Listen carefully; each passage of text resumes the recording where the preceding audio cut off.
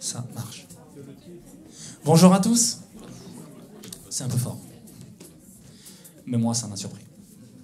Bonjour à tous. Bon dimanche. Soyez les bienvenus encore une fois. À chaque fois que je suis devant vous, donc les 3e dimanches du mois, c'est que Marc est donc à Dieppe.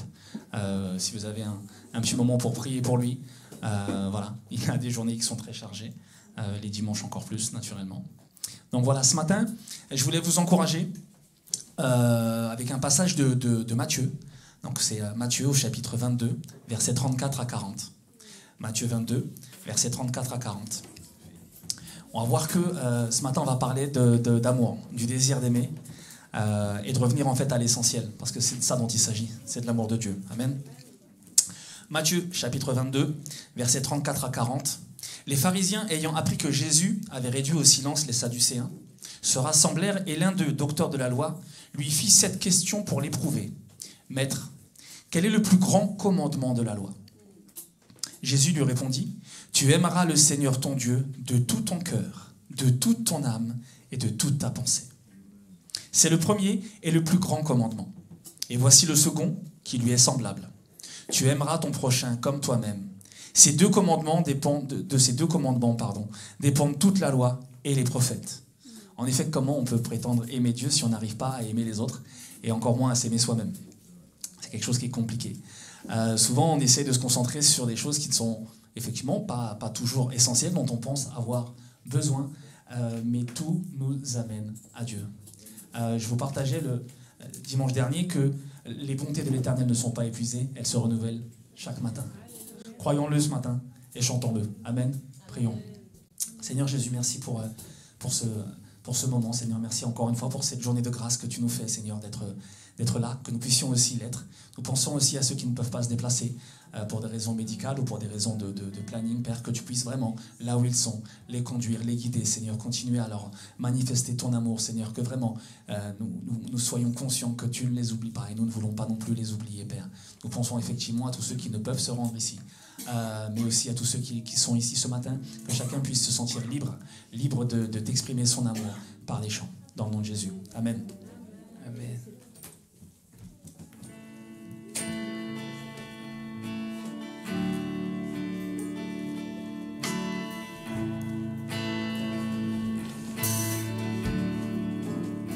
Seigneur, viens dans ce lieu. Remplis-nous de ta puissance et de ton feu. Nous voulons vivre l'unité. Que ton royaume vienne, que ton nom soit loué. Saint est notre Dieu.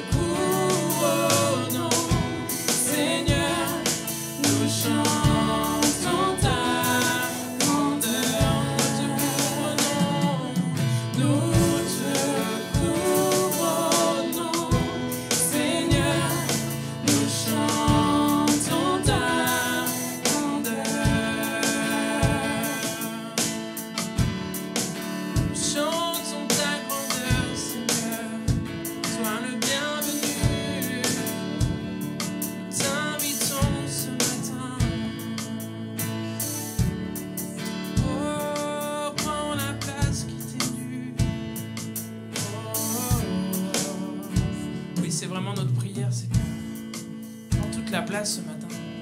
Et quand on dit nous t'invitons, en fait, tu nous précèdes.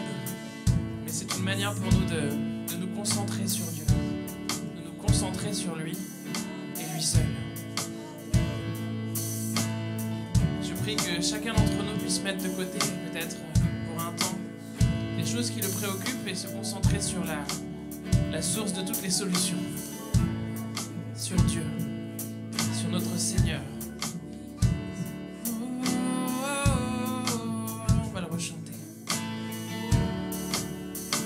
Seigneur, viens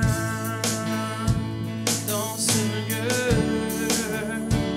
remplis-nous de ta puissance et de ton feu. Volonté, unité, que ton royaume vienne, que ton nom soit loué. Saint est notre Dieu.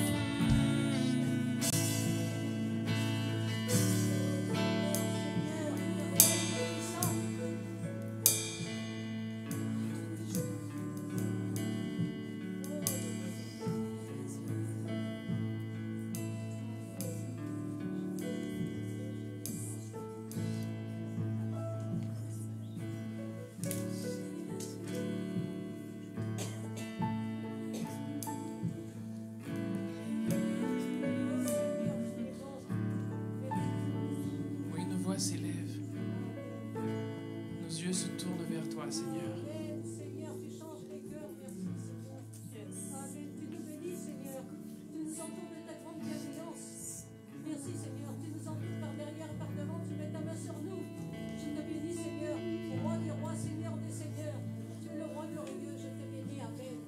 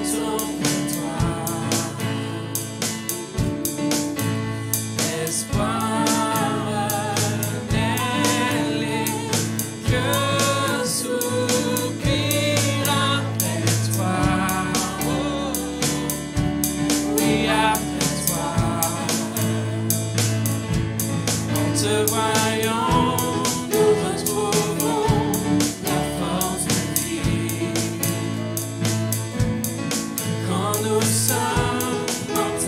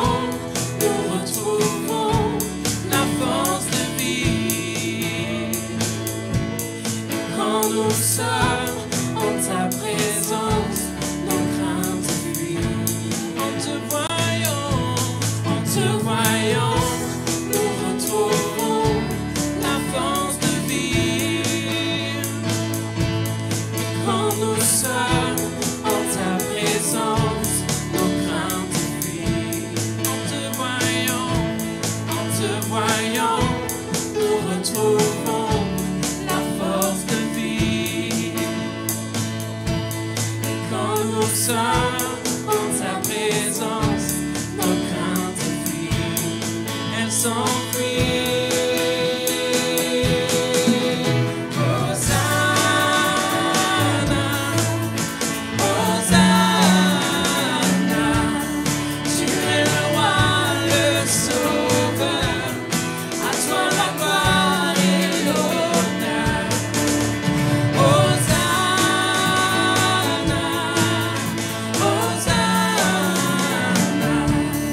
Nous t'accueillons parmi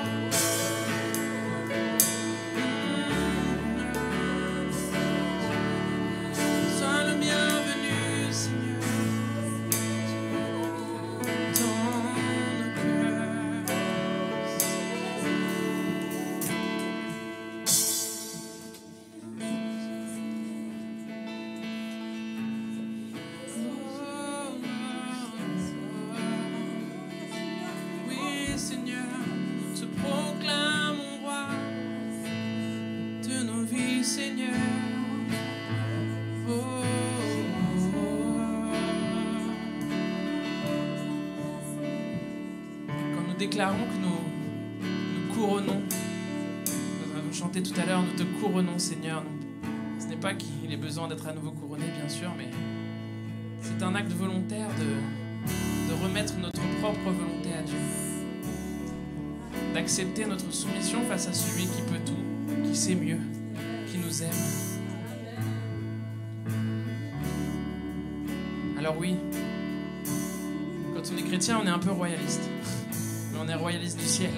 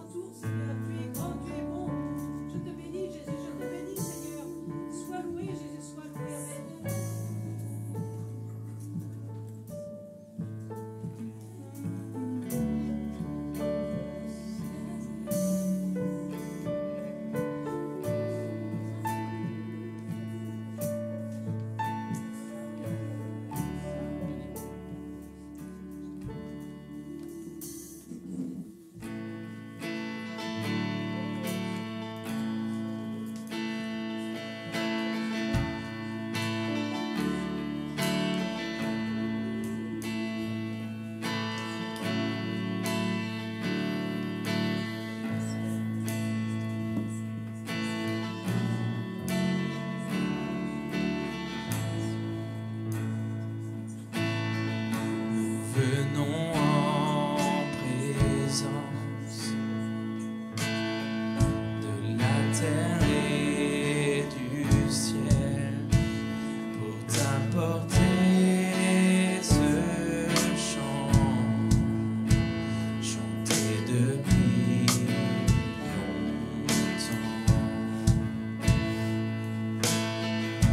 Nous avons vu ta main, ta miséricorde sans fin, un roi qui a souffert,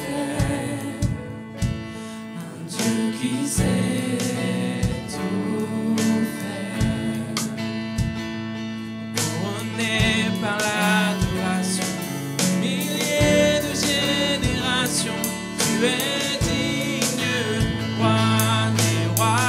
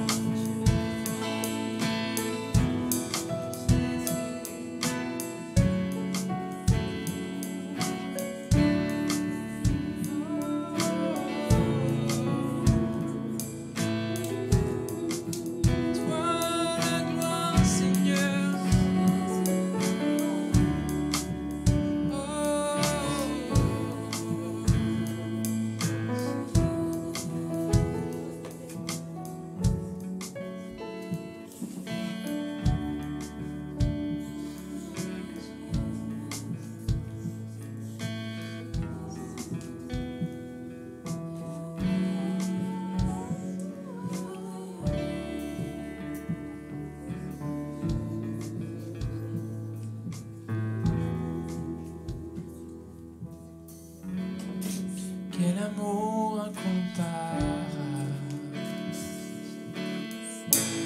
il me laisse sans voix. Oh, quel mystère que ta grâce, qui a effacé mes fautes, émerveillé, je suis émerveillé. Je n'ai jamais vu un tel amour, c'est merveilleux. Ça m'étonnera toujours, cœur est tien, et j'en suis convaincu, et maintenant et toujours. Je n'ai jamais vu un tel amour, c'est merveilleux, c'est merveilleux.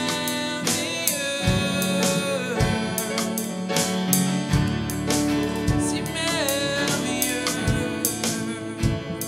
quel amour incomparable, quel amour incomparable,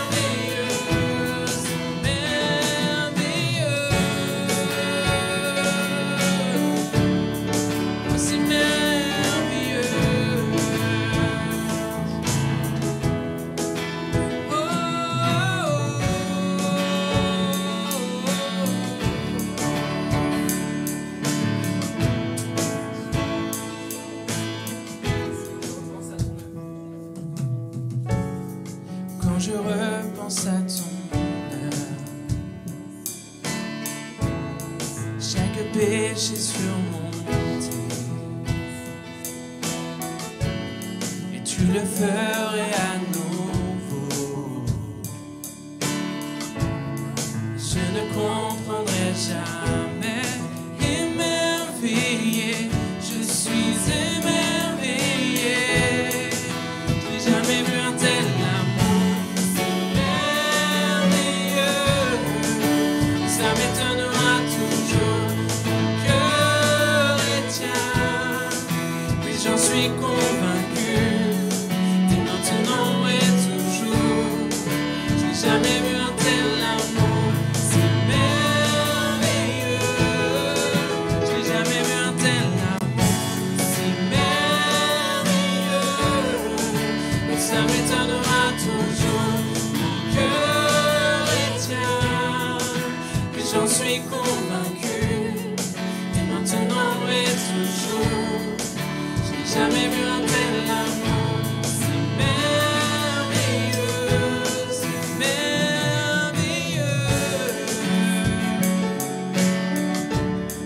c'est merveilleux.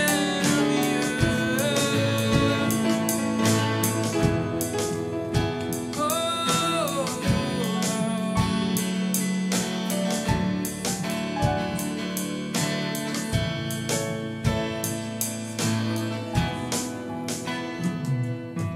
Tu m'as pas laissé où j'étais, tu m'as tiré de la fosse. Ne me laisse pas le cœur brisé, tu ne romps jamais tes promesses. Tu m'as laissé tant de chance, plus que je n'en méritais. Tu m'assures que j'en vaux la peine, sans que je n'ai rien à faire. Tu m'as pas laissé où j'étais, tu m'as tiré de la fosse. Ne me laisse pas le cœur brisé, tu ne romps jamais tes promesses. Tu m'as laissé tant de chance, plus que je n'en méritais. Tu m'assures que j'en vaux la peine, sans que je n'ai rien à faire. Je n'ai jamais vu un tel amour, c'est merveilleux. Ça m'étonnera toujours, mon cœur est tien. J'en suis convaincu, et maintenant et toujours. J'ai jamais vu un tel amour, c'est merveilleux. J'ai jamais vu un tel amour, c'est merveilleux. Ça m'étonnera toujours, mon cœur est tien. J'en suis convaincu, et maintenant et toujours. Je n'ai jamais vu un tel amour, si merveilleux, si merveilleux,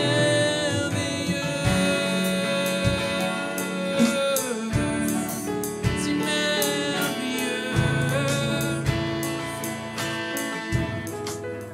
Oh, oh,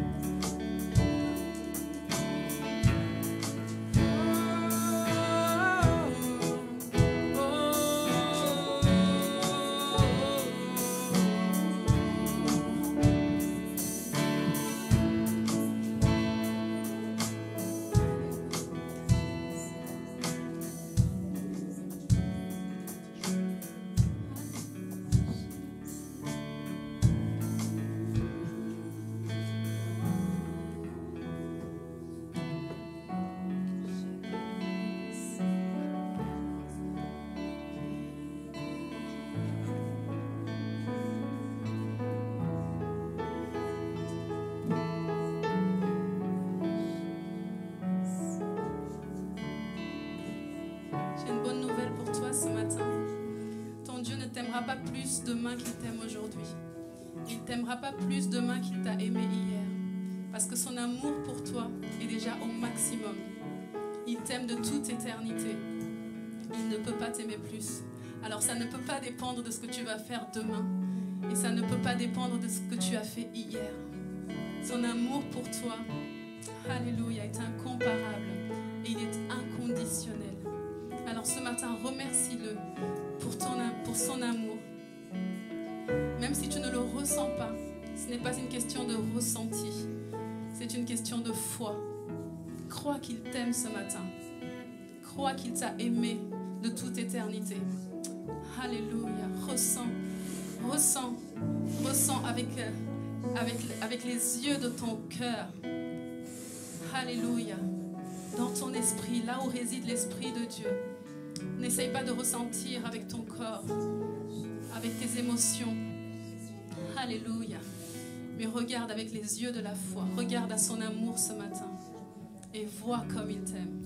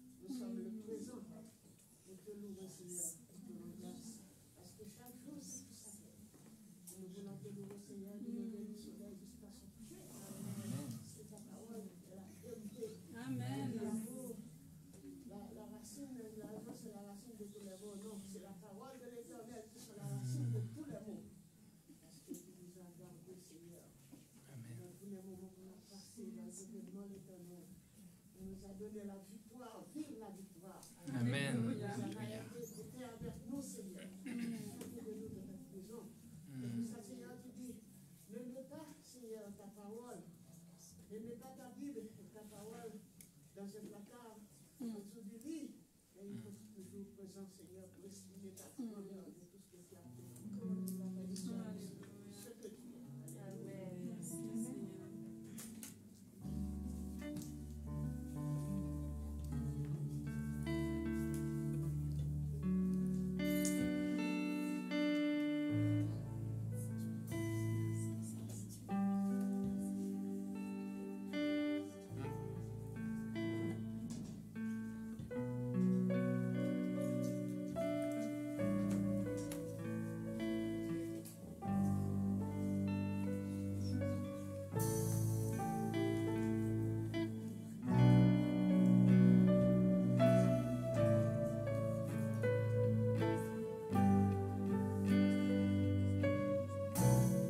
Comme se lève le soleil, je m'éveille à ta présence. Et comme d'un lion qui sommeille, je m'approche avec révérence. Je suis comme un livre ouvert, rien n'est caché devant toi. Et je sens ton regard de paix et qui me dit viens et suis-moi.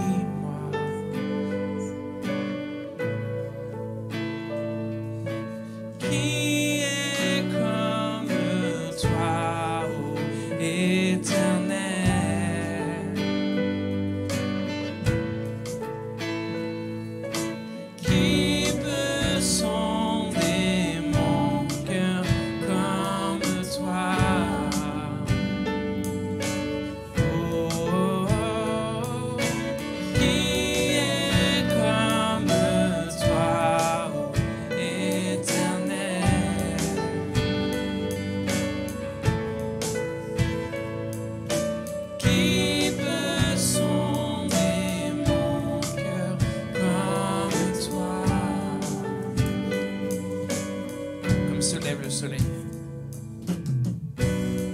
Comme se lève le soleil,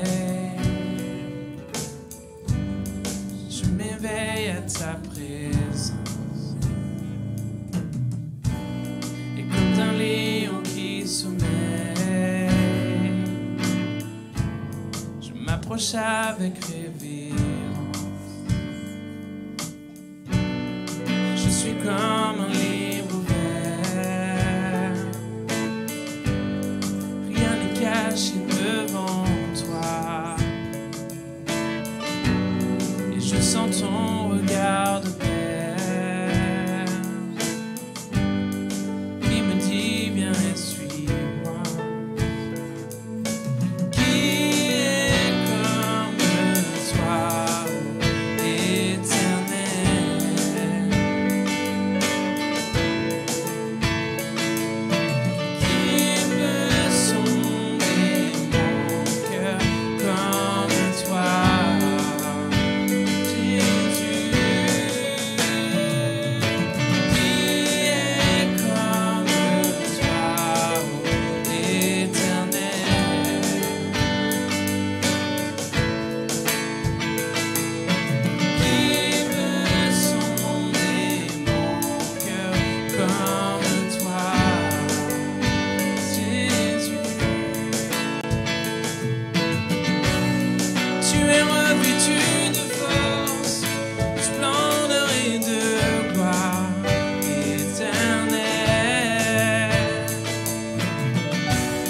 Transpercé par ton regard, je me courbe devant ta face, oh Jésus.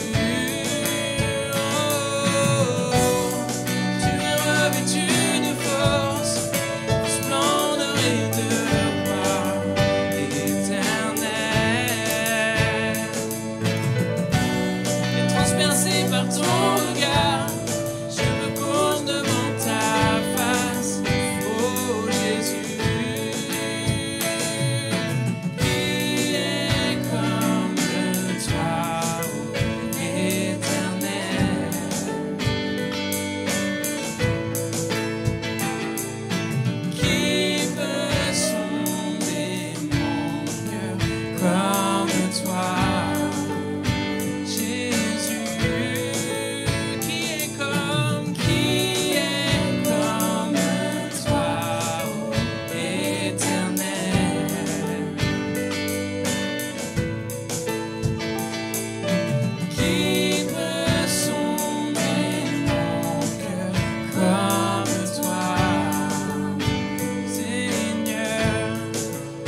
ôte de moi ce qui ne t'honore pas, transforme-moi à ton image, éveille en moi un cœur qui t'adore, remplis-moi de toi, ôte de moi ce qui ne t'honore pas, transforme-moi à ton image, éveille en moi un cœur qui t'adore, remplis-moi de toi, de toi. Remplis-moi de toi.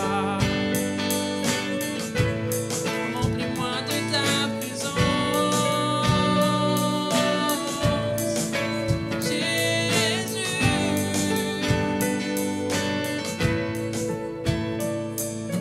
Qui est comme toi, ô Éternel?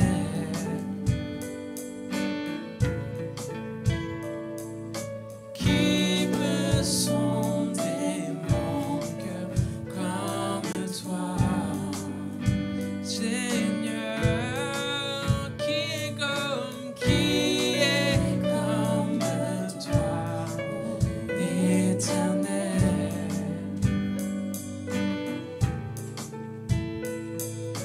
Qui peut sonder mon cœur comme toi?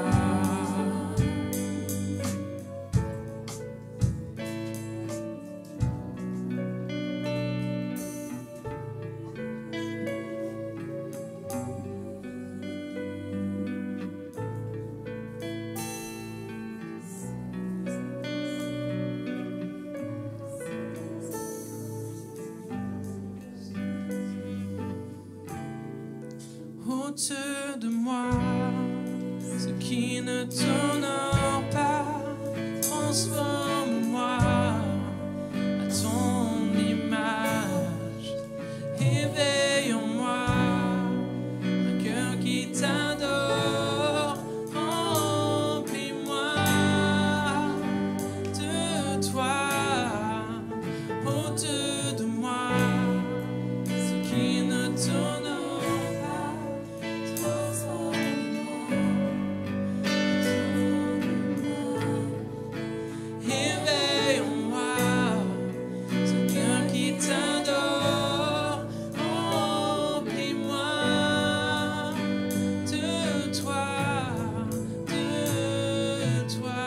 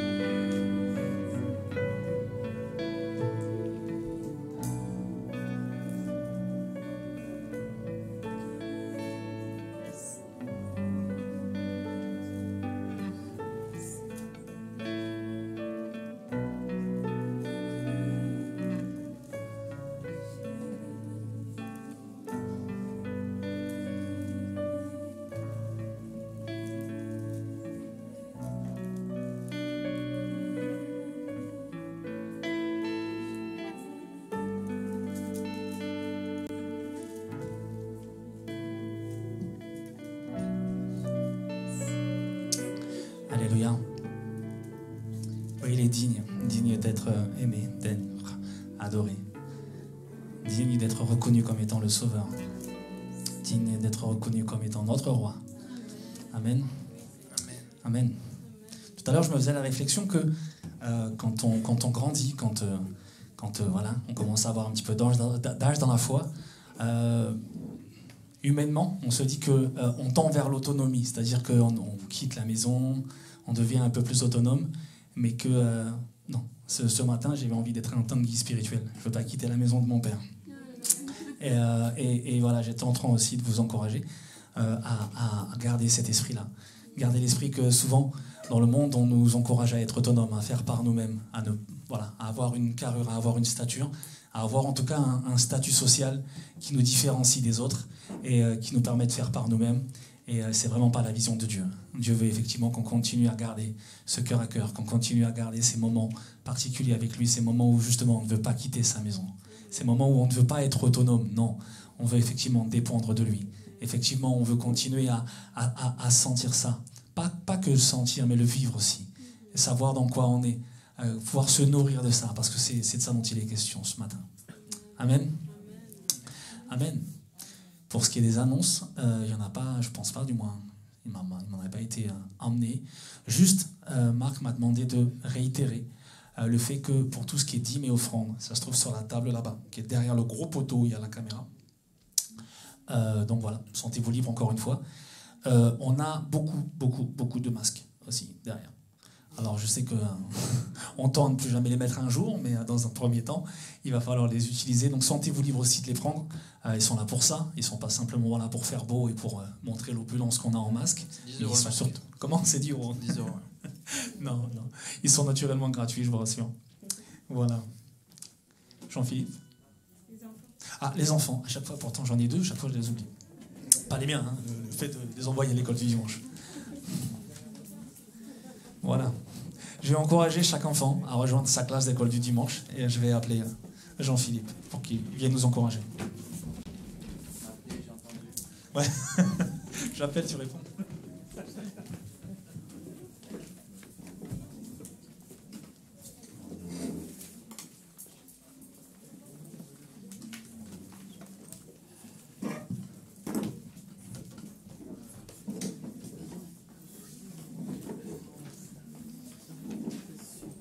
Quand on appelle, on répond, n'est-ce pas? Quand Dieu nous appelle, on répond. Amen. N'est-ce pas? Non, c'est pas? N'est-ce pas cela? Alléluia.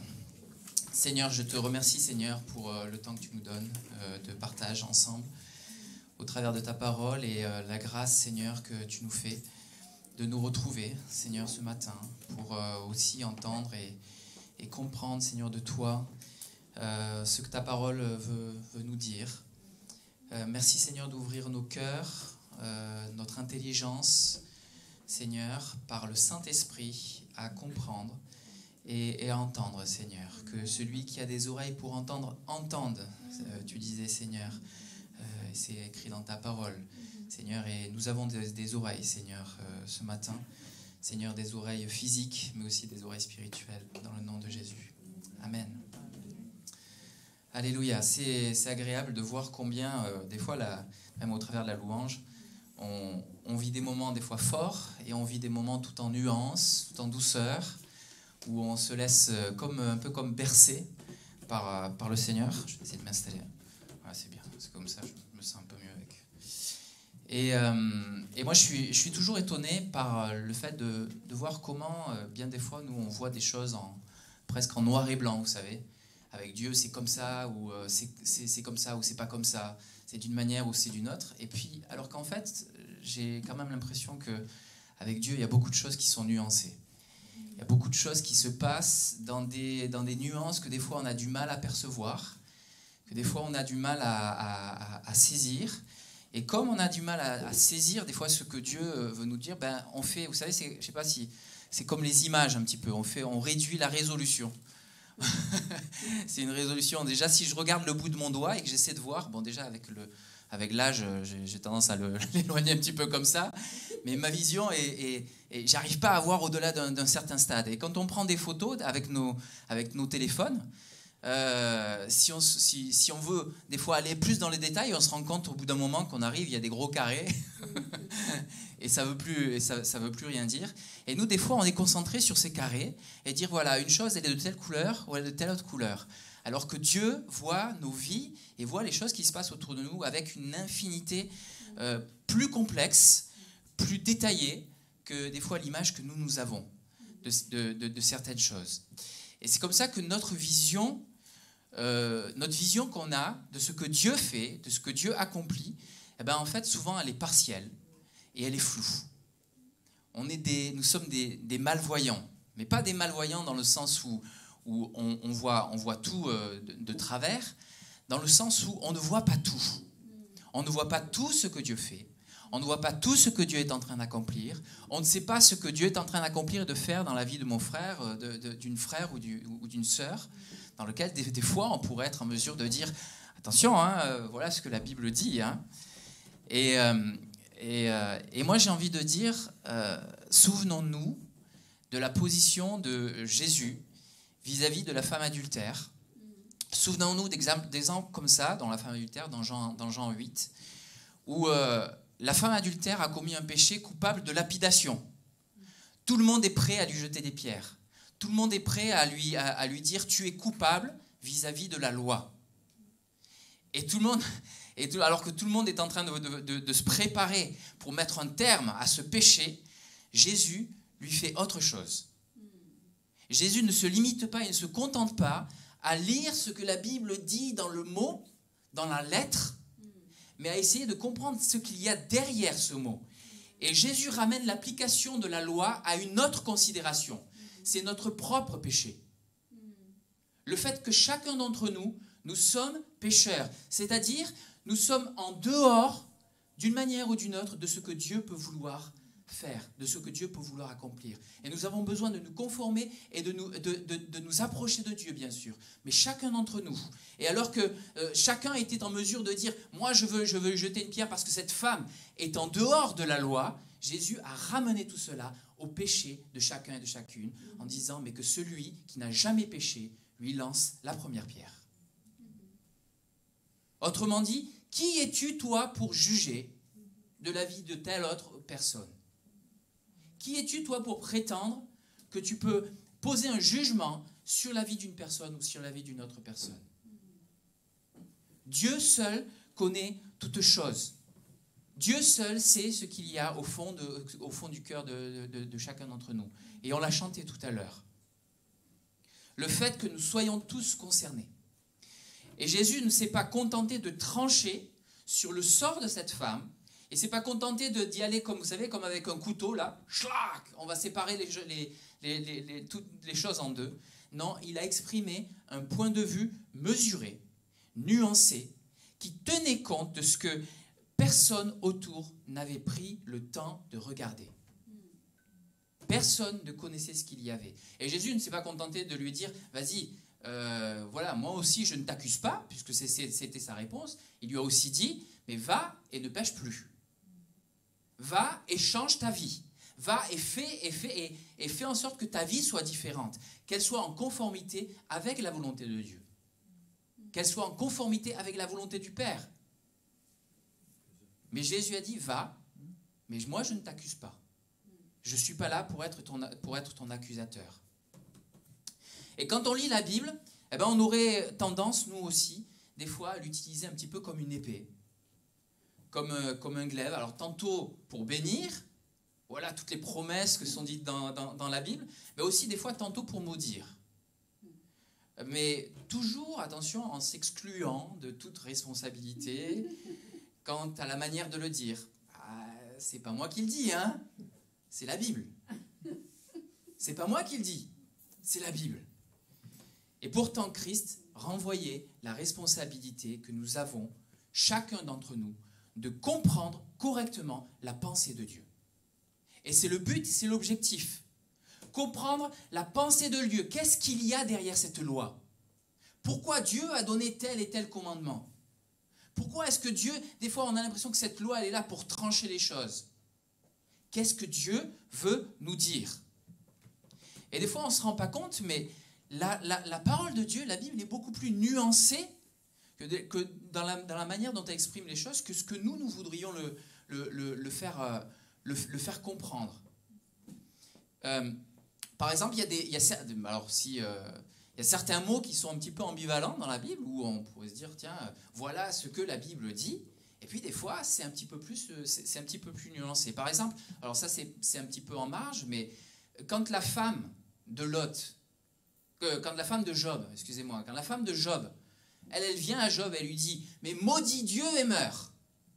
Nous, on lit ça dans nos traductions, on lit ça dans la version de nos Bibles, mais si on lit dans l'hébreu, si on lit dans l'original, on va dire, bénis Dieu et meurt.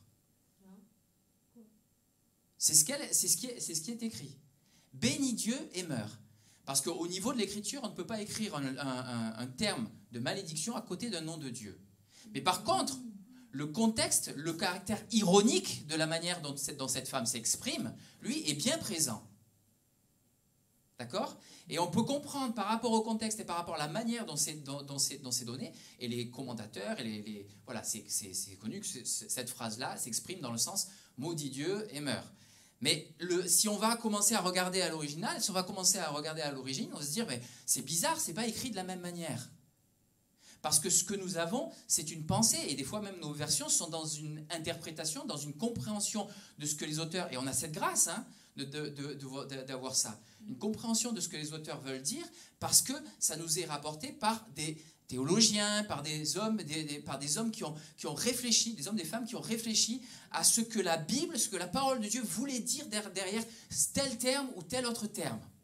Et il y a comme ça certains mots qui, dans la Bible, veulent dire à la fois une chose et son contraire. Par exemple, le mot parole. Le mot parole, dans la Bible, ça se dit davar. Mais ça veut aussi dire une chose. C'est pas pareil. Une chose, c'est plutôt concret. La parole, c'est plutôt abstrait. Et ça ne veut pas dire la même chose. Quand on lit le mot sainteté dans la Bible, le mot kadosh, on connaît des fois même ce mot, kadosh, kadosh, des fois on le chante. Hein. Le mot sainteté dans la Bible, c'est aussi un mot qui, conjugué différemment, kitcha, veut dire prostituée. C'est pas la même chose. Le mot bonté, c'est aussi celui de l'infamie, du crime. Qu'est-ce qui fait la différence dans ces contextes, dans ces situations? La différence, c'est le contexte, c'est ce qui vient autour, c'est la manière dont ce mot. Et nous aussi, nous avons ça, par exemple, en français. Quand on veut dire, si je vous sors le mot louer. Louer, je peux très bien louer Dieu, mais je peux aussi louer une voiture. D'accord? Un appartement, etc. Et pourtant, c'est le même mot. Si on a d'autres mots comme le mot chasser, le mot supporter, d'accord? Je peux supporter mon frère ou ma sœur, mais je le dis dans quel sens? C'est le contexte qui va me dire ça. Et nous, on a ça naturellement, mais on a besoin, pour comprendre ces mots-là, de faire preuve d'intelligence, de réflexion et de discernement dans ce que ça veut dire. L'approche et la compréhension que nous avons, et pas seulement des mots, mais de leur profondeur et de leur nuance. Et c'est exactement pareil avec le bien et le mal. Le bien et le mal, c'est deux notions qui des fois semblent tellement proches l'une de l'autre. Mais elles ont des intentions qui sont complètement opposées. Comme des fois je veux faire le bien, et en fait je fais le mal. Si je situe, je sais pas, un exemple, par exemple, allez, un truc d'ailleurs tout simple, je veux, par exemple, mon fils, il a des devoirs régulièrement, et puis moi j'ai tellement d'amour pour lui que je dis, allez, je vais l'aider. Je vais l'aider à faire ses devoirs. Je l'aide tellement à faire ses devoirs que c'est moi qui les fais à sa place. Et je veux faire du bien. Mais est-ce qu'au bout du compte, c'est du bien? Au bout du compte, c'est du mal.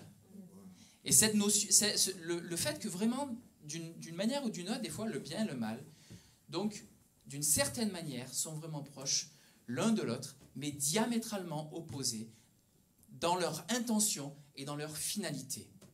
Les œuvres de Dieu et celles du diable sont diamétralement opposées dans leur intention, mais elles peuvent avoir une apparence presque semblable.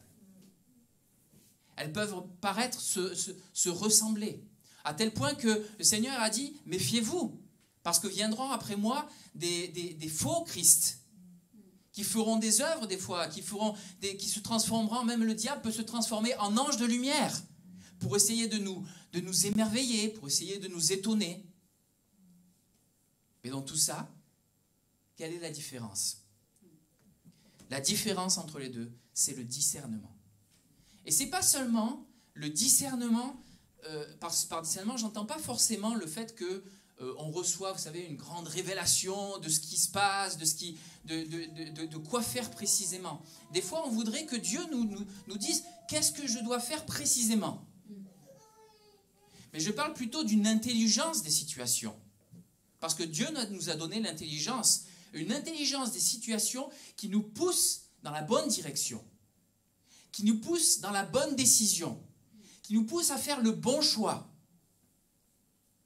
Et des fois, on voudrait vraiment que tout nous soit servi comme ça sur un plat. Seigneur, qu'est-ce que je dois faire? C'est bien de poser la question, mais aussi il faut être en mesure de regarder le contexte des situations, la situation telle qu'elle est autour de nous. Autrement dit, il ne s'agit pas de suivre aveuglément une recette toute faite. Et la Bible n'est pas là pour nous donner des recettes toutes faites, pour nous dire voilà comment te comporter, voilà comment faire les choses, mais pour tracer des lignes selon lesquelles nous pouvons nous approcher de Dieu. Faire preuve d'intelligence et de réflexion dans la manière dont nous nous approchons, dont nous comprenons, dont nous réfléchissons sur ce qui se passe dans notre vie, sur la manière dont Dieu s'exprime. Jésus ne s'est pas contenté de dire aux disciples ce qu'ils devaient faire, mais parfois, il les a interrogés, il leur a posé des questions. On en a déjà parlé, mais quand Jésus dit « Qui dites-vous que je suis ?» Il n'est pas en train de leur faire tout un serment sur la manière dont ils doivent penser sur lui. Mais il les amène directement à comprendre qu'est-ce que vous dites au-dedans de vous. Comment parle votre cœur sur cette situation? Et on voit qu'il reconnaît dans la réponse de Pierre qui dit « Mais tu es le Messie », etc. On voit qu'il reconnaît dans la réponse de Pierre de l'intelligence et l'inspiration du Saint-Esprit. D'accord? Dans cette situation, Jésus pose des questions et s'attend aux fruits de l'esprit dans la vie de la personne. Et des fois, il peut poser des questions sur nos vies. Mais quand on voit la situation de Pierre, on se dit « Waouh, c'est formidable, d'accord ?»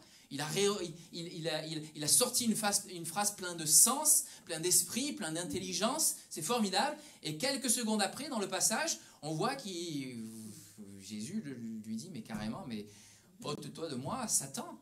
Écarte-toi de moi. » Parce qu'il commençait à s'enorgueillir de tout ça. Et de cette situation, on se rend compte que l'homme est un petit peu entre les deux. Et le discernement, c'est un équilibre entre ce qui paraît excessif de deux côtés. D'un côté, Pierre a été excessif dans la manifestation du Saint-Esprit, et de l'autre côté, il a été excessif dans son contraire. Et Christ lui demandait de pouvoir cheminer sur le bon chemin, le chemin étroit, le chemin resserré, qui est loin des grands chemins dans lesquels on se dit on va se ruer avec tellement de facilité, c'est tellement simple, c'est tellement évident, la direction qu'on doit prendre. Les directions que nous devons prendre, elles doivent pouvoir être réfléchies, mesurées devant la personne de Christ, devant la personne de Dieu. Mais Dieu ne fait pas abstraction de notre manière de penser.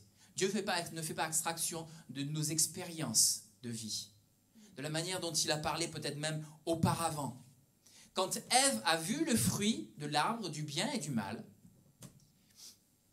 bien sûr au-delà de ce que le serpent lui avait dit, d'accord? Elle a vu quoi? Et là, ce n'est pas le serpent qui lui parle. Elle a vu, dans Genèse 3,6, que l'arbre était bon à manger et agréable à la vue. On peut s'attendre à quelque chose comme ça, de ce que Dieu fait. D'accord? Et c'est Dieu qui avait créé cet arbre. L'arbre était bon à manger, agréable à la vue, et qu'il était précieux pour ouvrir l'intelligence. Et ce passage-là ne nous dit pas que c'était pas bien. L'arbre de la vie et de la mort, l'arbre du bien et du mal, était précieux pour ouvrir l'intelligence. C'est la caractéristique de l'arbre. C'est la caractéristique de notre condition dans notre position entre le bien et le mal. Et le fait que par le Saint-Esprit, par l'Esprit de Dieu, nous sommes amenés à faire preuve d'intelligence, de discernement, de compréhension de ce que Dieu fait, et pas seulement de dire « voilà quelle est la loi, et voilà comment je vais me diriger. Voilà ce que je dois faire, voilà quelle est la recette, je vais chercher quelle est la recette vite fait », mais au contraire, prendre ce temps pour comprendre ce que Dieu fait. Abraham a pris ce temps pour comprendre ce que Dieu fait. Et il était en mesure de discuter avec lui. Mais s'il y en a 50, mais si, en face de Sodome et Gomorrhe. Sodome et Gomorrhe, donc je ne sais pas si vous avez vu des infos, quoi, ils pensent avoir trouvé où ça se situait. Hein. avec une météorite qui serait tombée par là, où ils ont vraiment trouvé des tas de choses où ça c'est tout calciné d'un seul coup et tout ça. C'est assez au niveau de la science, c'est assez formidable. Vous avez pas vu ça dans les infos? Bon, c'est moi, c'est peut-être mes infos sont orientées sur des choses peut-être dans ce sens-là, je sais pas. En tout cas, bon. Mais donc, alors que Dieu s'apprêtait à détruire Sodome et Gomorrhe dont il est question dans Genèse, Abraham, lui, il combat. Et il dit, mais s'il y en a 50, s'il y en a 30, il est en train de discuter avec Dieu. Il n'est pas simplement en train simplement statique, en train de dire, voilà ce que Dieu veut, voilà ce qu'il faut. Mais quelle est l'intention de Dieu derrière? Quelle est l'intention de la parole de Dieu derrière?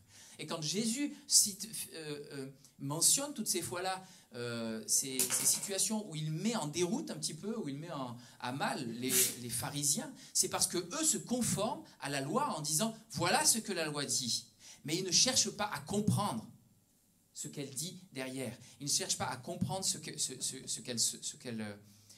qu'elle veut communiquer. Et parfois, l'homme veut tellement de choses qu'il n'a pas la patience de les attendre de Dieu. On est souvent dans une position où on est dans l'impatience parce que Dieu ne parle pas, parce que Dieu ne se manifeste pas, parce que Dieu ne fait pas les choses comme on l'imaginerait.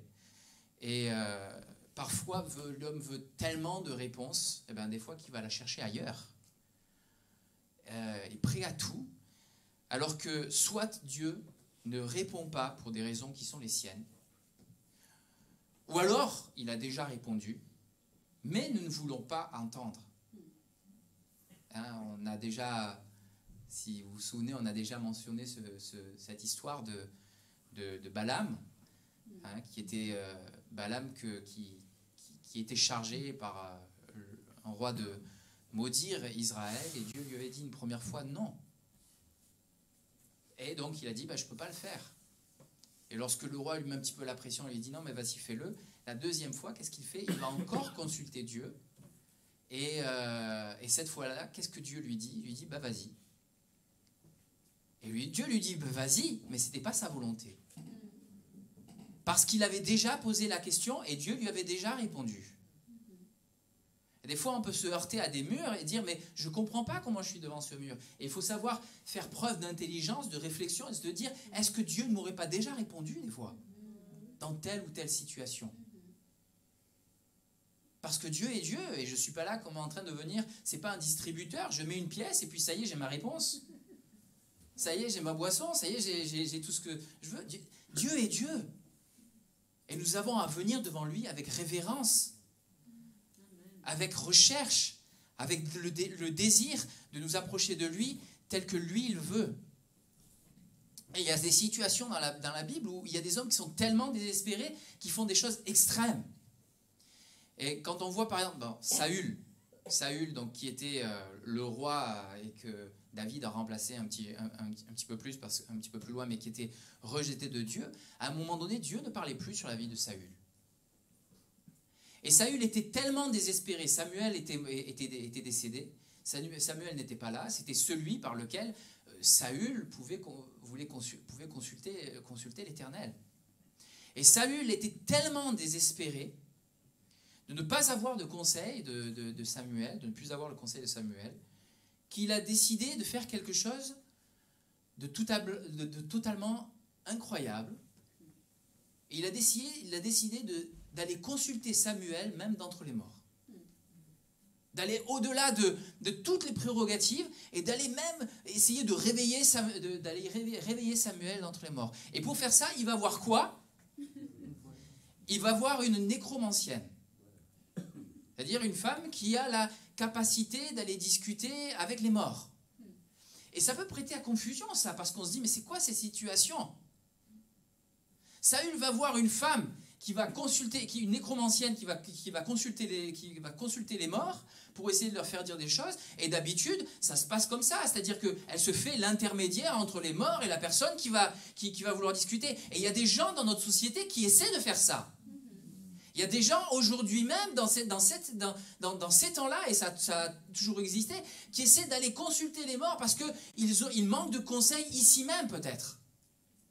Ou ils veulent se rattacher à quelque chose d'autre. Voilà. Et Saül était là, il a été voir cette nécromancienne, c'était interdit, cette fois-ci par la loi de Dieu. Dieu avait fermement interdit ce genre de pratique qui était de la pratique de sorcellerie. Et alors que cette femme-là était censée se faire l'intermédiaire entre un mort et l'autre, elle se retrouve dans une situation où c'est elle qui se met à pousser un cri. Elle était complètement dépassée par ce qui se passait. Elle était complètement dépassée parce qu'elle a vu Samuel venir d'entre les morts. Alors on se dit, mais est-ce que c'est possible aujourd'hui même? Et quand on voit cette situation, et quand on voit même le texte, il y a dans la phrase qui est donnée, il y a deux... Elle n'a pas poussé un cri parce qu'elle a reconnu, que Saül était le roi, parce qu'il s'était caché et elle savait qu'elle risquait sa vie dans ce genre de pratique. Elle a poussé un cri quand elle a reconnu que c'était Samuel. Et d'un coup, elle s'est effacée. Elle n'était plus là. Et étrangement, contrairement à ce genre de situation, c'est Samuel qui se met à discuter directement avec Saül. Elle n'est plus du tout l'intermédiaire, parce que cette situation est une situation qu'elle n'a jamais rencontrée de toute sa vie. Toute son imitation qu'elle pouvait avoir menée jusque-là, dans cette situation, elle a dû reconnaître, j'extrapole un petit peu, mais elle a dû reconnaître très certainement qu'il y avait une œuvre bien plus puissante qui se mettait en œuvre là, qui était là. Il y avait quelque chose de bien plus puissant à laquelle elle était confrontée. Elle s'est mise à pousser un cri et elle s'est retirée. Elle n'était plus là. Elle s'est effacée. Dieu agit de manière à confondre Saül dans cette situation-là. Et Samuel a annoncé une chose. Et pourquoi est-ce que tu me réveilles? C'était plus une situation de nécromancie, c'était une situation où cette femme avait touché à quelque chose de spirituel qu'elle n'avait pas le droit de toucher, avait été au-delà des limites, mais elle s'était confrontée à la puissance de Dieu, elle s'était confrontée à quelque chose qu'elle ne pouvait pas contrôler, qu'elle ne pouvait pas mesurer, qui était au-delà de toutes les attentes qu'elle avait, qui était au-delà de tout ce qu'elle avait rencontré dans sa vie. Et des fois, il y a des gens qui jouent comme ça, avec le spiritisme, dans des situations comme ça, et on ne se rend pas compte, ils ne se rendent pas compte qu'ils jouent avec le feu. Parce que lorsque Dieu se présente dans leur vie, c'est tout un remue-ménage, et on ne se rend pas compte que dans ces situations, cette femme-là était en contact avec des démons, habituellement. Mais sa vie était actuellement, lorsque Dieu s'est manifesté puissamment, sa vie a été bouleversée. Sa vie a été changée. Non, je ne vais pas dire changée, je ne vais pas aller jusque-là. Sa vie a été en tout cas troublée au point qu'elle s'est dit, je ne peux plus rien faire. Mais il n'avait pas besoin d'intermédiaire. Dieu n'a pas besoin d'un intermédiaire pour communiquer avec quelqu'un. Et là, lorsqu'il le fait, ça a été grave et ça a été terrible. Ça a été terrible pour Saül, parce que ce qui lui a été annoncé, c'était la catastrophe, c'était des choses terribles. L'homme a une vision qui est floue de ce que Dieu fait. Surtout lorsque ça concerne les choses spirituelles. Et des fois, on voudrait se dire, oui, moi j'ai une vision perçante, j'ai une vision, mais notre vision, elle est loin d'être claire. Il y a des hommes et des femmes qui voudraient se faire des savants du monde spirituel, alors qu'ils manquent complètement de discernement, complètement de compréhension de ce qui se fait. Et des fois même, on pourrait se dire, oui, je vais aller dans tel endroit. Moi, une fois, j'étais dans une ville, j'étais tellement zélé que je me suis dit, cette ville-là, je vais me l'approprier. Alors, c'était plus un village qu'autre chose. Et alors, je me suis mis à faire le tour de la ville, en priant, en chassant des démons, en faisant tout un tas de choses et tout ça. Et je me suis retrouvé chez moi dans des combats et dans des luttes, à dormir mal, à vivre des situations vraiment difficiles. Et j'ai dit, mais Seigneur, pourquoi je vis ça? Et une réponse est venue dans mon cœur, c'est, est-ce que je t'ai demandé de faire ça? Est-ce que je t'ai demandé de faire cette chose-là? Est-ce que je t'ai demandé de combattre le diable? Est-ce que je t'ai demandé d'aller sur ce terrain-là? Si Dieu nous demande quelque chose, allons-y.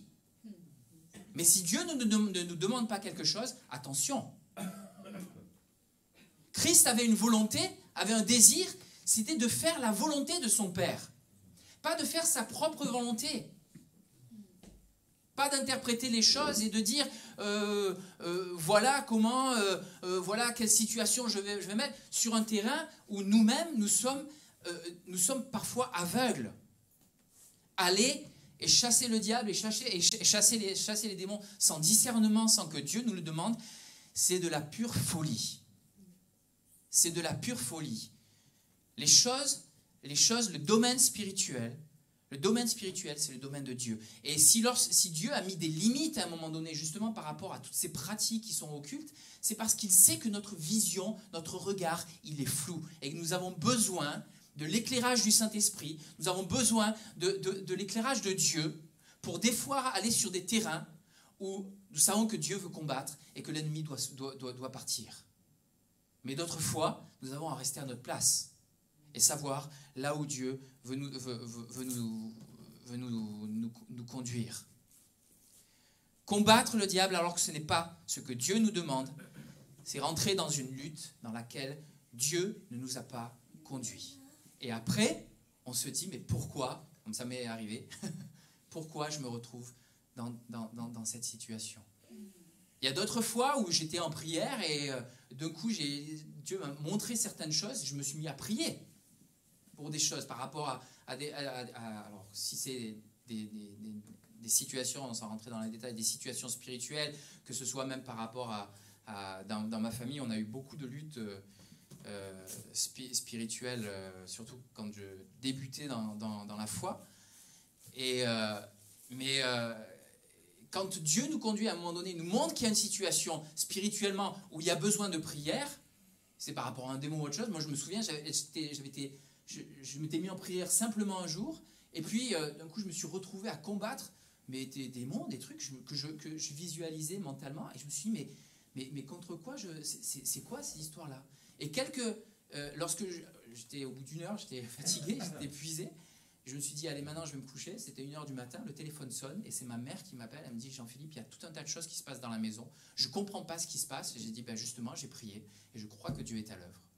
Je ne savais pas pourquoi c'était comme ça, mais je crois que c'est Dieu qui fait ça. Quand Dieu nous conduit, Dieu nous conduit. Mais si ce n'est pas Dieu qui nous conduit, alors prenons garde.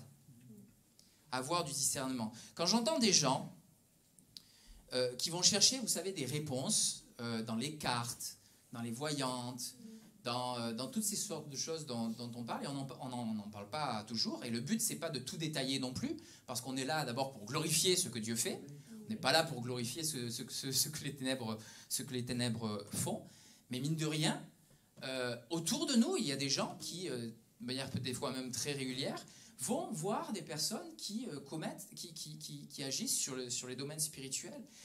Et donc, que ce soit les cartes, les voyantes, etc., la radiesthésie. Et moi, je me dis, il y a de quoi parler. Il y a de quoi annoncer la lumière. Parce que des gens sont en recherche. Des gens cherchent des réponses et ils le cherchent à droite, à gauche, ils le cherchent dans telle ou telle situation.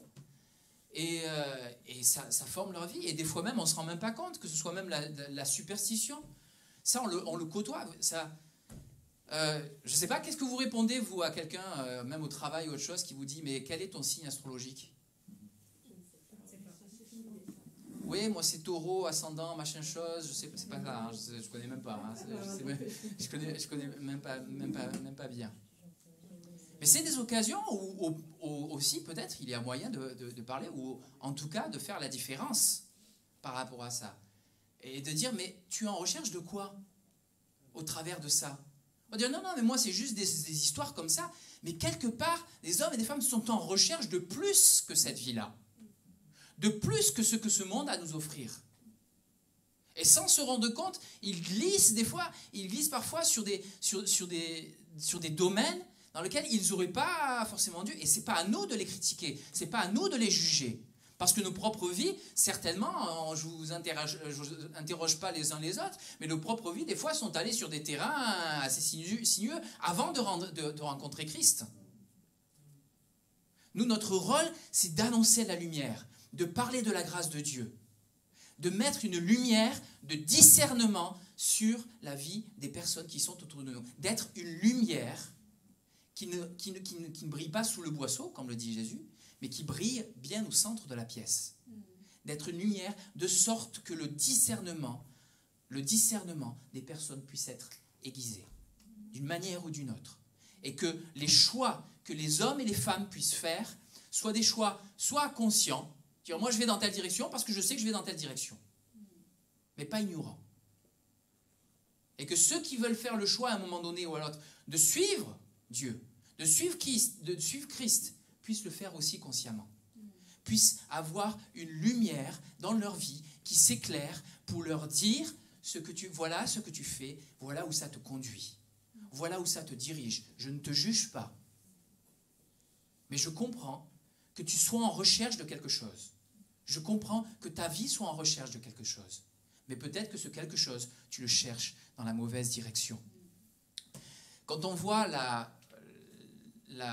situation de la femme, vous savez, à la perte de sang, les exemples sont...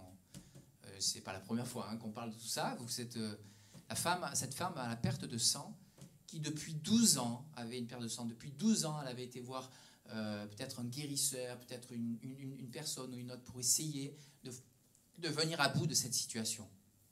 Personne n'avait réussi à satisfaire sa demande. Personne n'avait réussi à répondre à son besoin. Peut-être il y avait des grands faiseurs d'histoire, peut-être il y avait des gens qui allaient lui expliquer tout un tas de choses, mais cette femme-là avait un besoin dans sa vie. Et la seule personne qui a pu répondre à ça, c'est celui qui est lui-même la réponse. C'est Jésus-Christ. Et lorsqu'elle fait ça et qu'elle est parmi la foule, vous connaissez l'histoire, lorsqu'elle est parmi la foule, elle se faufile dans la foule, elle est là, elle a une espérance et que peut-être celui-là, il va m'aider. Elle vient, elle saisit les bords de son frange, elle saisit les franges du vêtement de Jésus, elle saisit ses franges et là, instantanément, elle est guérie. Et que dit Jésus?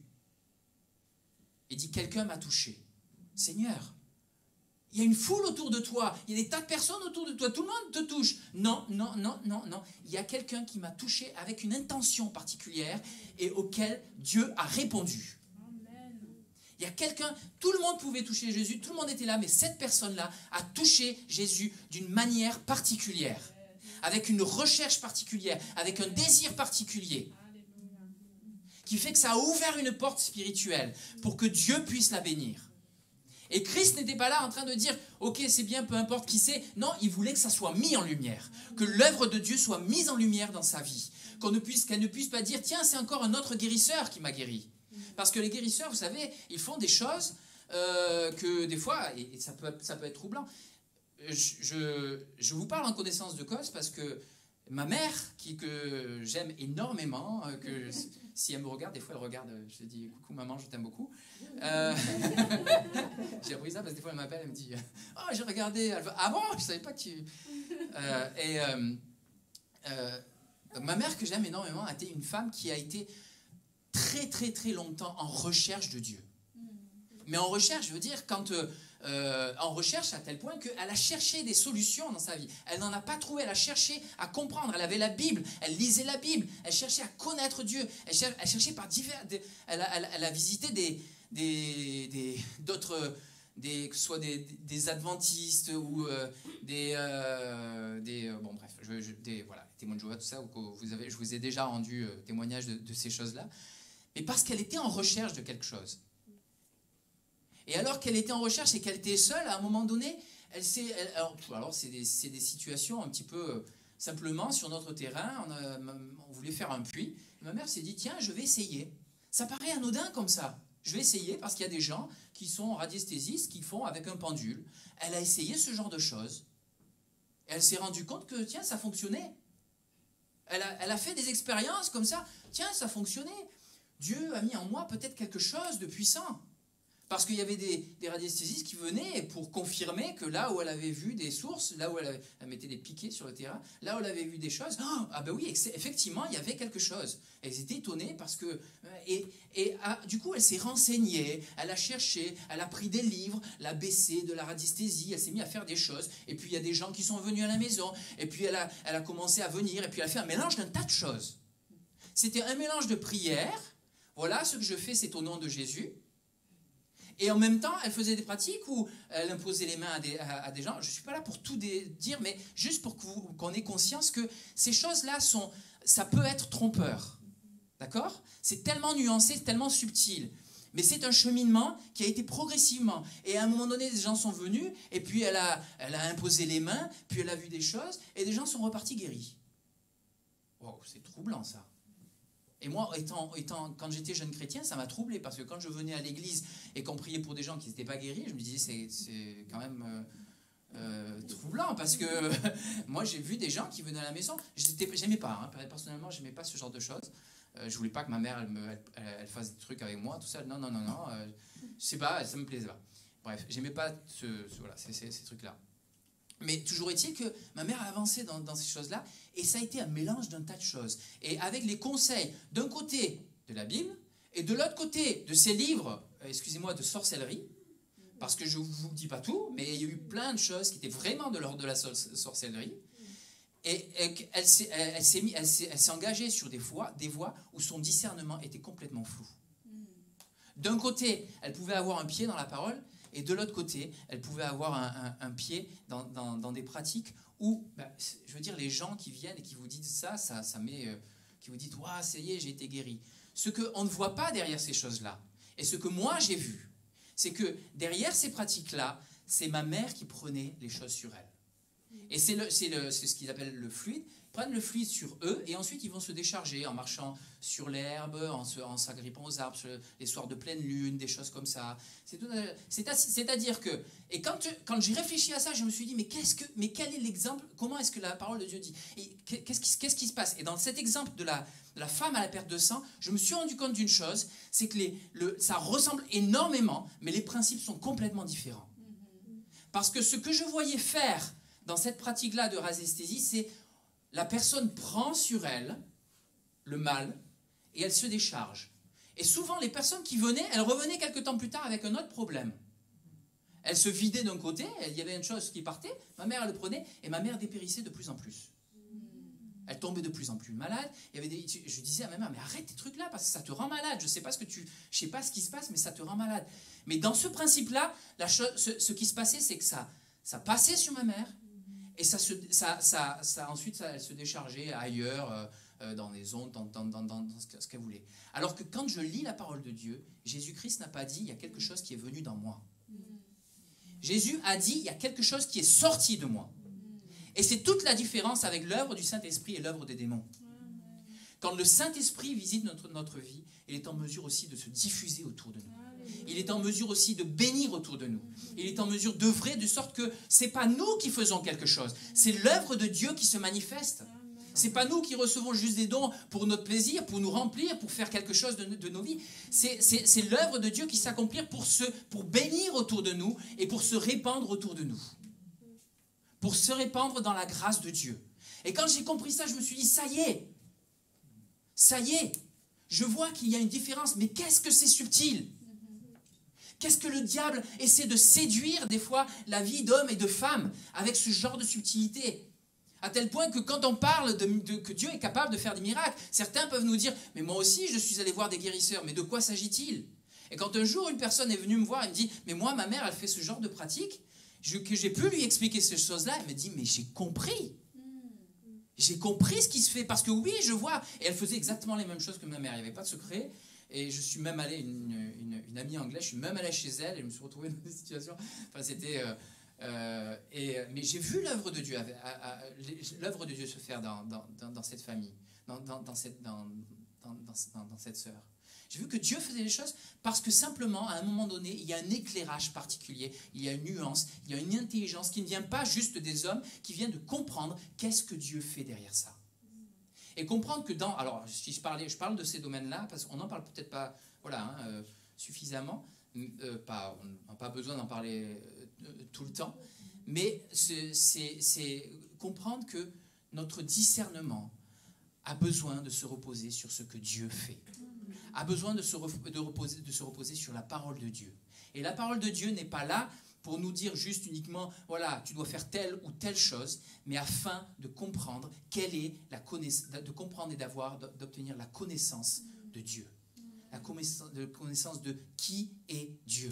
Qu'est-ce que Dieu peut faire? À quel point il peut briser toutes les barrières qu'on imagine possibles, impossibles dans notre vie. À quel point il peut faire bien au-delà de ce qu'on peut imaginer. Mais par contre, c'est lui qui est en mesure de le faire. C'est pas nous qui décidons et qui disons, oui, je vais aller guérir telle personne. Je vais aller faire telle œuvre et telle autre œuvre. C'est ce que Dieu est en mesure de faire. La vie de n'importe quelle personne, et c'est ça que j'ai vu comme différence, c'est que des fois même on confond, même en tant que chrétien, en disant, oui, j'ai reçu l'onction du Saint-Esprit, donc je peux faire tout un tas de choses. C'est ce que Dieu peut faire.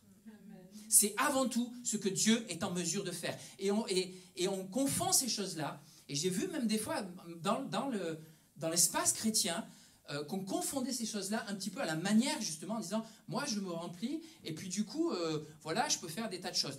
C'est vrai que Dieu peut faire des tas de choses, mais c'est Dieu qui le fait. C'est Dieu qui l'accomplit. Et nous, notre rôle, c'est d'être dépendant de Dieu à tous les niveaux. D'être dans l'attente de ce que Dieu fait à tous les niveaux.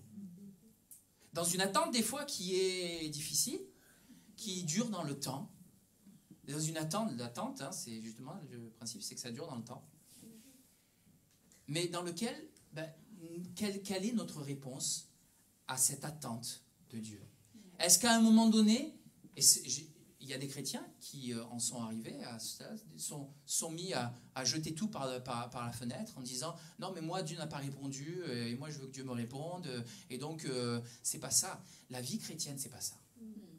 La vie chrétienne, c'est pas uniquement de dire « Je veux que Dieu me réponde. » Mais je veux savoir où Dieu veut aller.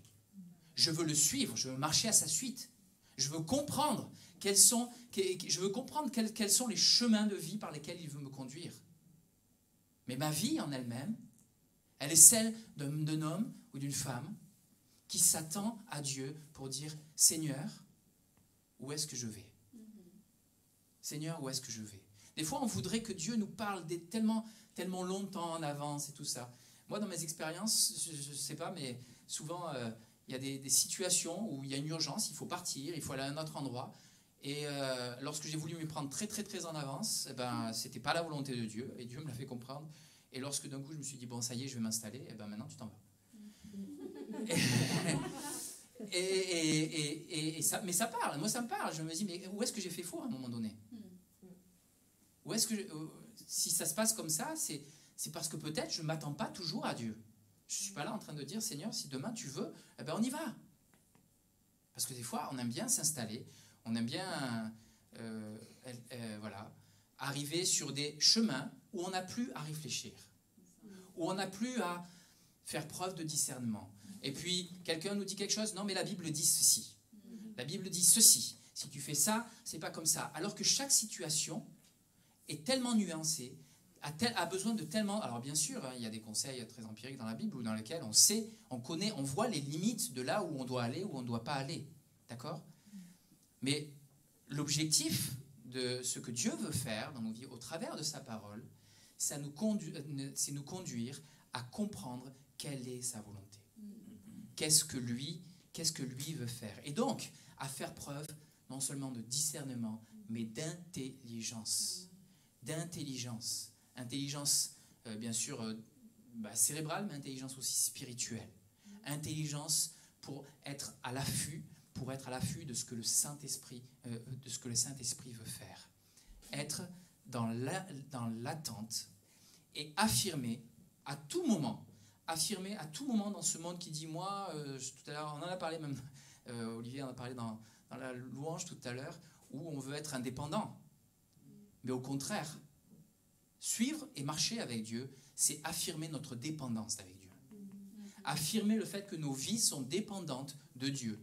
Même si j'ai de l'argent, même si j'ai tout un tas de choses dans ma vie, à un moment donné ou à un autre, tout peut nous être enlevé. À un moment donné ou à un autre, tout peut prendre une direction et une tournure différente. Mais la réaction de l'enfant de Dieu, c'est celle de dire, là où tu iras, j'irai.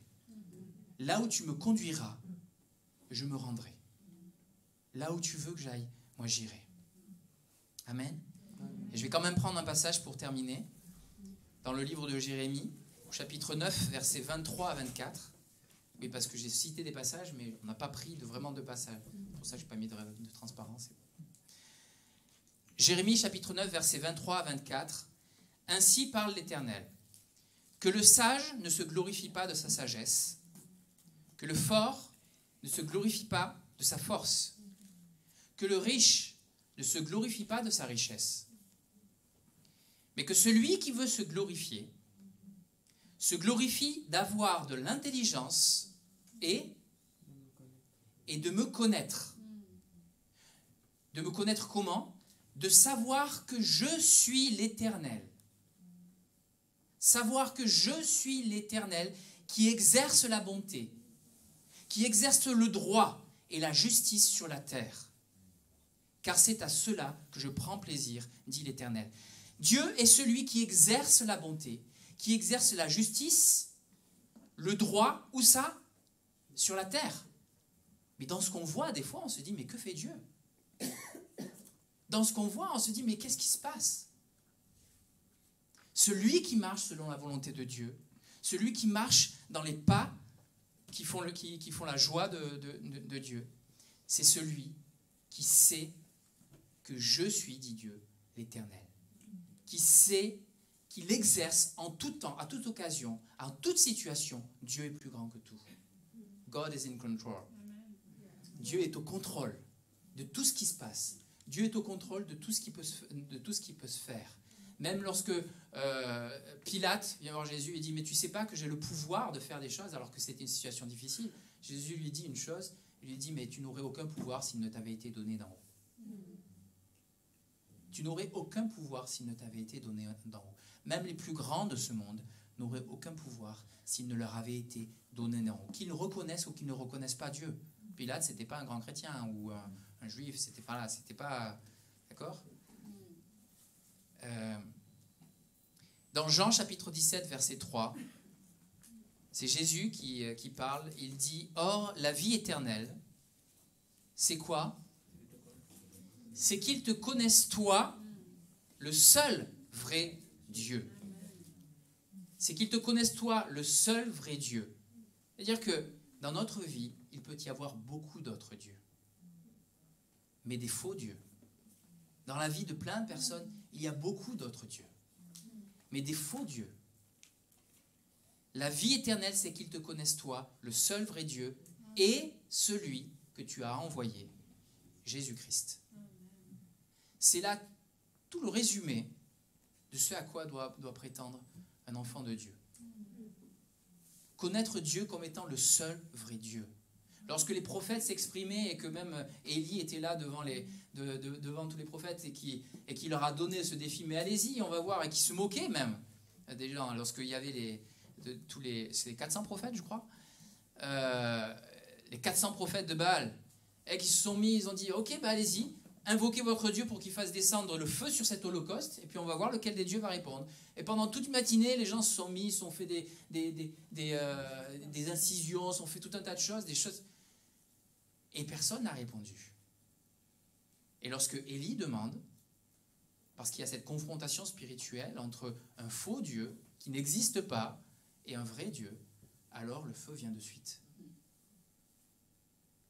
Et beaucoup de personnes ont besoin de comprendre que dans leur vie, il y a des faux dieux. Mais pour réaliser cela, il faut qu'ils soient confrontés au vrai Dieu. Il faut qu'ils puissent faire la différence et avoir une lumière qui vient dans leur vie pour leur faire connaître la différence, la distinction entre avant et après. Et souvent, quand on vient à la foi, quand on est jeune chrétien, on est étonné de ce que Dieu fait de manière extraordinaire. Et les plus anciens se disent, moi, ça fait longtemps que je n'ai pas vécu ça comme ça, c'est formidable. Mais peut-être on n'a plus besoin d'être convaincu de la puissance de Dieu, des fois. Des fois, il y a des choses tellement évidentes. On est jeunes chrétiens, on prie Seigneur, que je puisse vraiment trouver de la nourriture devant ma porte. Et hop, il y a quelqu'un qui nous apporte de la nourriture. Moi, ça arrivait à un frère et tout ça. Puis plus tard, bon, si c'est le besoin, hein, mais puis d'autres fois, on va dire Seigneur, si on a la foi, on se dit moi aussi, hein, j'ai envie de voir l'œuvre de Dieu. Allez, Seigneur, hein, que je puisse marcher sur l'eau. Hein. On commence à marcher sur l'eau, puis on se rend compte qu'on coule. Il faut mieux faire attention. Parce que notre rôle, c'est d'avoir du discernement dans ce que Dieu veut, de comprendre ce que Dieu veut et de connaître Dieu dans ce qu'il est, dans la manière dont il agit, dans la manière dont il fait, d'être attentif à l'œuvre que Dieu met en place. Pas sur la base de n'importe quoi non plus, nous avons une parole, d'accord ? Et c'est sur la base de cette parole-là, mais ne faisons pas de cette parole une épée pour détruire. Faisons de cette parole un socle pour construire dans la connaissance de Dieu. Amen. Amen. Seigneur, nous te bénissons, Seigneur, pour la connaissance de qui tu es, Seigneur. Notre désir, Seigneur, c'est de te connaître, c'est d'avancer, Seigneur, dans la connaissance de ta personne, de savoir, Seigneur, là où tu veux que peut-être nous allions, que nous comprenions, Seigneur. La vie de chacun, Seigneur, est tellement particulière et tellement spécifique, Seigneur, qu'on ne peut pas prétendre, Seigneur, avoir une connaissance, Seigneur, les uns vis-à-vis des autres. Mais par contre, Seigneur, que ton amour puisse être le vecteur, Seigneur, qui nous lie les uns aux autres. Merci, Seigneur, de nous donner, Seigneur, du discernement dans tout ce qui nous entoure. Il y a tellement de choses qui voudraient, même en tant que chrétiens, Seigneur, nous séduire pour nous faire croire à un Messie à droite ou à gauche. Seigneur, tu es le véritable Christ. Tu es le véritable oint, le véritable Messie de Dieu, celui qui est venu, Seigneur, pour apporter, Seigneur, la lumière dans le monde et dissiper les ténèbres, Seigneur. Merci, Seigneur, de nous donner, Seigneur, de faire briller notre lumière dans ce monde. Merci de nous faire connaître, Seigneur, aussi ta volonté chaque jour, de nous faire avancer, Seigneur, avec toi. Seigneur, je te rends grâce pour l'œuvre que tu accomplis, pour l'œuvre que tu manifestes. Seigneur, chaque jour, que nous le voyons ou que nous ne le voyons pas. Seigneur, trouve, Seigneur, en chacun d'entre nous, des hommes et des femmes disposés à être dans l'attente vis-à-vis de toi, à te rechercher, Seigneur, de tout leur cœur, Seigneur, parce que tu es le seul vrai Dieu. Tu es le seul vrai Dieu, Seigneur, et nous n'en voulons aucun autre. Nous ne voulons aucun autre Dieu, Seigneur, que toi. Au nom de Jésus. Au nom de Jésus.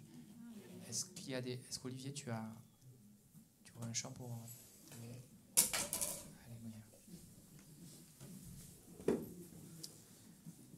Alléluia. Amen.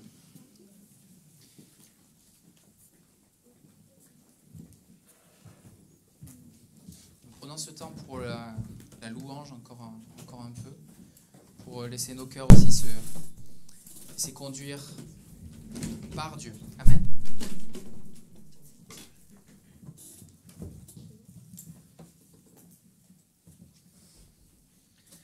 Alors, je voulais vous proposer ce dernier chant qui n'est pas de moi, hein, mais qui je ne sais pas s'il est connu pour vous. Donc, c'est comme un hymne un peu, donc vous allez voir, l'air est assez facile à comprendre. Et ça dit surtout « Alléluia, gloire à mon libérateur ». Alléluia, la mort cède en sa faveur, mes chaînes ont été brisées. En son nom, je suis sauvé.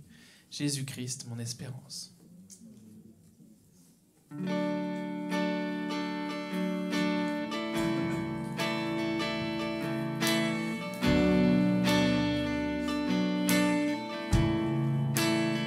Je vois l'espace qui nous sépare et la montagne insurmontable. La nuit se lève sur mon désespoir. J'appelle à toi quand tout est noir. Dans les ténèbres, ta bienveillance toujours éclaire mon âme en paix. Tout est accompli tel qu'il est écrit. Jésus-Christ, mon espérance.